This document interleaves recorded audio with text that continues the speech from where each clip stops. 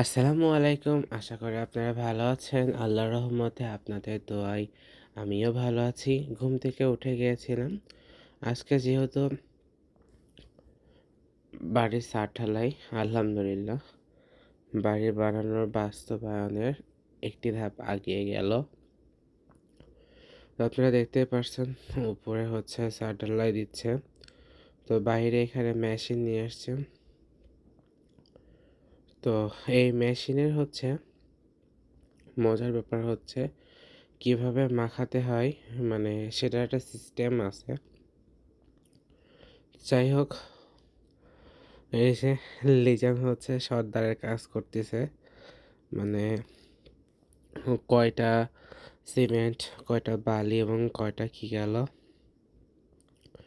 সে সর্দারের মতো দেখতেছিল, যাতে ভুল না হয়। কারণ মশলা মাখানোটার মেজারমেন্টই হচ্ছে সব থেকে ভালো। মশলা মাখানো ভালো হলে আর কি উপরে ঢালাই ভালো হবে। তো এখানে হচ্ছে পাঁচটা পাঁচটা না চারটা খোয়া গিয়েছে, আর বালি গিয়েছে হচ্ছে দুইটা, মোটা বালি গিয়েছে একটা, আর সিমেন্ট গিয়েছে একটা। আমাদের কন্ট্রাক্টর সাহেব দেখতে পারছেন দাঁড়িয়ে থেকে সব কিছু ডিরেকশন দিতেছিল। উপরে উঠেই দেখি যে ভাইয়া সবাই চলে আসছে। ফুফাতো ভাইয়া চলে আসছিল সকাল সকাল। তো যেহেতু ইঞ্জিনিয়ার এই জন্য ভালো বুঝবে, এই জন্য সকাল সকাল চলে আসছে। তো আলহামদুলিল্লাহ ফার্স্টে আম্মুই উদ্বোধন করলো বাড়ি দেওয়ার কাজে। যেহেতু আম্মু শখের বাড়ি, আম্মুই দিচ্ছিল। এই তো তারপর একে একে ঢালাই আনা শুরু। এই যে কন্ট্রাক্টর দাঁড়িয়ে থেকে সব কিছু কাজ বুঝে নিচ্ছে। তো আলহামদুলিল্লাহ আমাদের কন্ট্রাক্টর ভাইয়া সারাক্ষণ দাঁড়িয়ে থেকে নিজ দায়িত্বে সব কিছু দেখে নিচ্ছিল। তো ফের আমি আবার উপরে গিয়ে ভাবছিলাম যে আপনাদেরকে দেখাই। আসলে আজকে কেন জানি খুবই ভালো লাগতেছিল। নানু আসছিল। মিস্ত্রি আমার সাথে অবশ্য মজা করতেছিল যে এবার ভিডিও তোলো। তো যাই হোক, সবাই মোটামুটি আমাকে খুবই ভালোবাসে, যার জন্য সবাই সাথেই আমার খুবই, মানে ফ্রিলি ফ্রেন্ড বলতে পারেন। আসলে সবার সাথেই, ধনী গরিব বড়লোক সবার সাথে মোটামুটি আমার একটা ভালো রকমের আন্তরিকতা আছে, যার জন্য সবার সাথে আমি কথা বলি। আলহামদুলিল্লাহ অনেকেই হয়তো সবার সাথে কথা বলতে পারেন না, কিন্তু এদিক থেকে আমার কি বলবো, আমার একটা ভালো গুণ যে আমি সবার সাথে মিশতেও পারি। আলহামদুলিল্লাহ সবার সাথে কথা বলতেও পারি। যেহেতু আল্লাহর সব সৃষ্টি অনেক সুন্দর, এজন্য আমি কাউকে খারাপ চোখে দেখিও না, আবার খারাপ চোখে ভাবিও না। তো দেখতে দেখতে দেখেন চারিদিকে সব কিছু ঢালাই দিয়ে নিচ্ছে। ফার্স্টে দেখতেছিলাম যে লেবেলিং করে নিচ্ছে। তো আমি ঘুরে ঘুরে সব কিছু দেখতেছিলাম, যেহেতু নিজেদের বাড়ি আর নিজেদের একটা স্বপ্ন। আসলে একটা বাড়ি সব মানুষেরই স্বপ্ন। ঠিক আমাদের কাছেও আমাদের বাড়িটা খুবই স্বপ্নের, আর অনেক দিনের ইচ্ছা ছিল যে বাড়ি হবে। তো আজকে দেখতে পারছেন লাস্টে শেষ পড়ানো।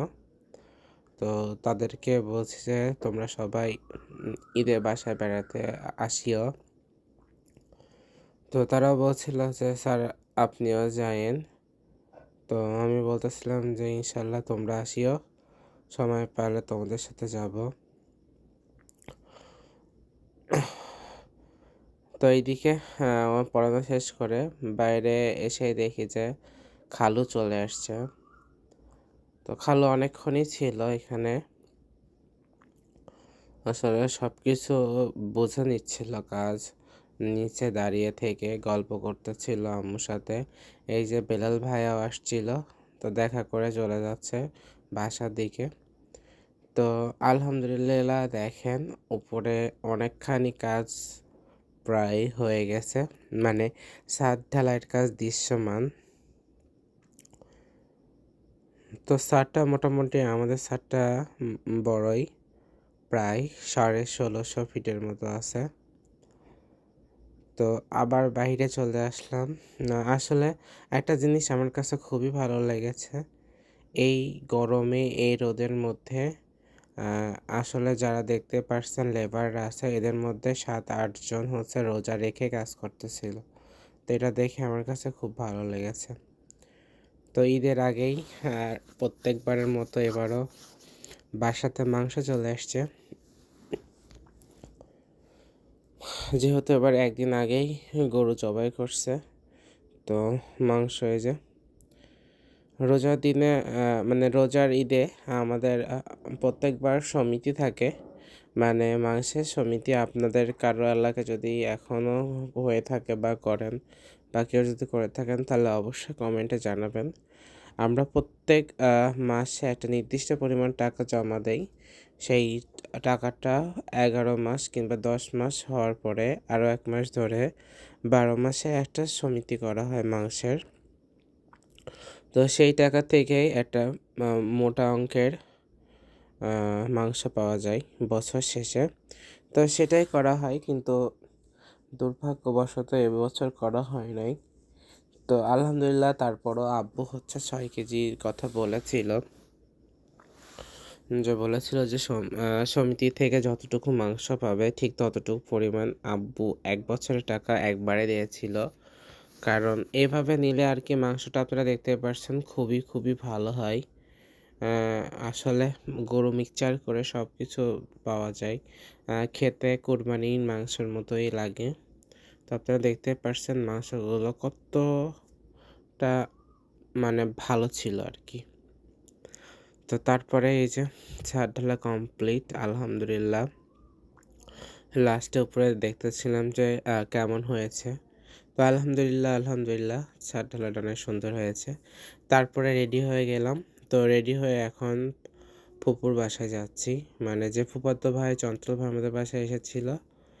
তো তার বাসাতে যাওয়া হচ্ছে বেসিক্যালি, ভাইয়া ইফতারের দাওয়াত দিয়েছে আমাদের কয়জনাকে, মানে আমাকে আর লিজান আর নিশানকে। তো নিশানের আজকে তার ইফতার পার্টি আছে স্কুলে প্রোগ্রামে, এই জন্য সে যাবে না, পরে যাবে। তো এখানে এসে দেখতেছিলাম খালামণি হচ্ছে বেগুনের চপ ভাজতেছে। তো দেখেই খুবই ইয়ামি লাগছে, খেতে অনেক মজা হয়েছে। তো নিশান ওর মতো চলে গিয়েছে, তো আমি আর লিজান উঠে পড়ছিলাম, অটোরিকশা করে যাচ্ছিলাম। তো বেশ ভালো লাগতেছিল। বিকেলবেলা এভাবে আমার ঘুরতে খুবই ভালো লাগে। আর অনেক দিন পর ফুপির বাড়ি যাচ্ছি, মজাটাই আলাদা। গত বছর শুধু যাওয়া হয় নাই, তাছাড়া ভাইয়া আসলে প্রত্যেকবারই আমরা রোজার আগের দিন হোক না কেন প্রত্যেক বছর ফুপির বাড়িতে আমরা ইফতারি করি আমরা সবাই গিয়ে। শুধু গতবার মিস হয়েছিল। তো ভাইয়া আবার যেহেতু আগে চলে আসছে, বলতেছিল যে তোরা আজকে চলে আয়।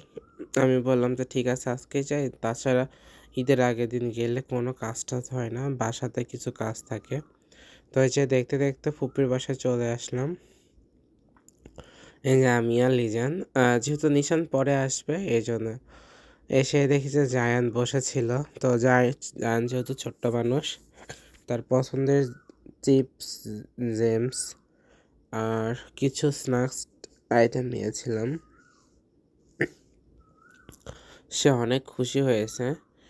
তো ফুপির সাথে গিয়ে কথা হলো, ফুপি কষ্ট করে আমার জন্য রান্না করতেছিল। আসলে আমাকে আগেই ফুপি ফোন দিয়ে বলছিল যে বাবা কি কি খাবে। আমি বলতেছিলাম যে ফুপি তোমার হাতে খিচুড়ি আর মাংস খাবো, কারণ ফুপির হাতে খিচুড়িটা অনেক টেস্ট হয়, অনেক মজা হয়। তো যেই বলা সেই কাজ। তো এখানে ফুফাতো ভাইয়ের পাঞ্জাবি দেখতেছিলাম, আর্টিসিয়ান থেকে কিনেছে। পাঞ্জাবিটা আমার কাছে অনেক সুন্দর লাগছে, আসলে খুবই গর্জিয়াস ছিল, কাপড়টাও বেশ ভালো। আমার কাছে বেশ ভালো লেগেছে। আমি যদি এর আগে দেখতাম তাহলে অবশ্যই তাকে দিয়ে একটা আনাইতাম ঢাকা থেকে। এই পাঞ্জাবিটা পরলেও ভাইয়াকে ভালো লাগবে। আর বেসিক্যালি ভাইয়া হালকা কালারের পাঞ্জাবিই পরে। আমি বলতেছিলাম যে ভাইয়া তোমার পাঞ্জাবিটা অনেক সুন্দর হয়েছে। তো তারপরে বাহিরে চলে আসলাম ফুপিদের বাসায়। তো দেখতেছিলাম যে আম গাছে লিচু গাছে কেমন মুকুল আসছে। তো অনেকদিন পরে আসছিলাম, তো ঘুরে ঘুরে দেখতেছিলাম। পাশে আমাদের 2টা ফ্রেন্ডের বাসা আছে, তো তাদের সাথেও দেখা হলো, ভালো লাগলো বেশ। তো এই যে সেই লেবু গাছ। তো এই লেবু গাছগুলো হচ্ছে চারা হয়েছে মূলত এখানে বড় লেবু গাছ ছিল। আর ফুপু ছোট ছেলে হচ্ছে হামজা, মানে আমার ফুফাতো ভাই ছোট, ভাইয়া বড়, চঞ্চল ভাইয়া বড়, হামজা ছোট। হামজায় লাগিয়েছিল। তো দেখতে পারছেন লাউ বা কদু গাছে কদু বা লাউ ধরেছে। গাছটাতে প্রচুর কদু আসছিল। আর কদু খেতে তো বেশ ভালো লাগে আমার। তো এখানে লিচুর মুকুল এবছর হচ্ছে আমাদের এলাকায় লিচুর তেমন একটা ভালো ফলন হয় নাই। তো আপনাদের এলাকায় কেমন হয়েছে অবশ্যই কিন্তু কমেন্টে জানাবেন।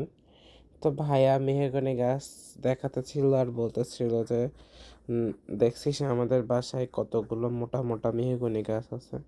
আমি বললাম যে ভাইয়া মোটামুটি ভালোই হবে। তো তারপরে বাইক নিয়ে বেরিয়ে পড়লাম বিকেলবেলা। আমি আর লিজান ঘুরতেছিলাম, ভালো লাগতেছিল না ইফতারিতে, যেহেতু অনেক সময় ছিল। তো আমি আর লিজান ঘুরতেছি, দেখেন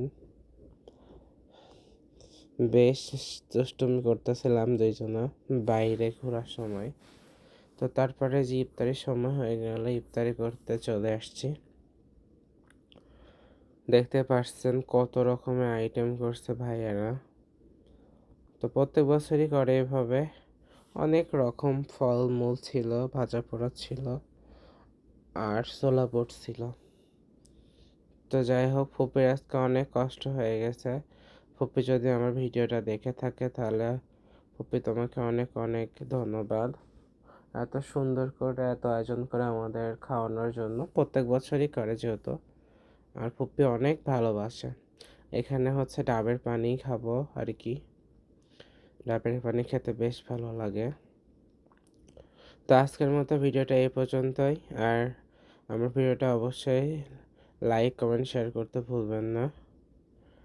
আর বেশি বেশি করে সাবস্ক্রাইব করে দিবেন, শেয়ার করতে ভুলবেন না। তো আজকের মতো এ পর্যন্তই। সবাই ভালো থাকবেন। আল্লাহ হাফেজ।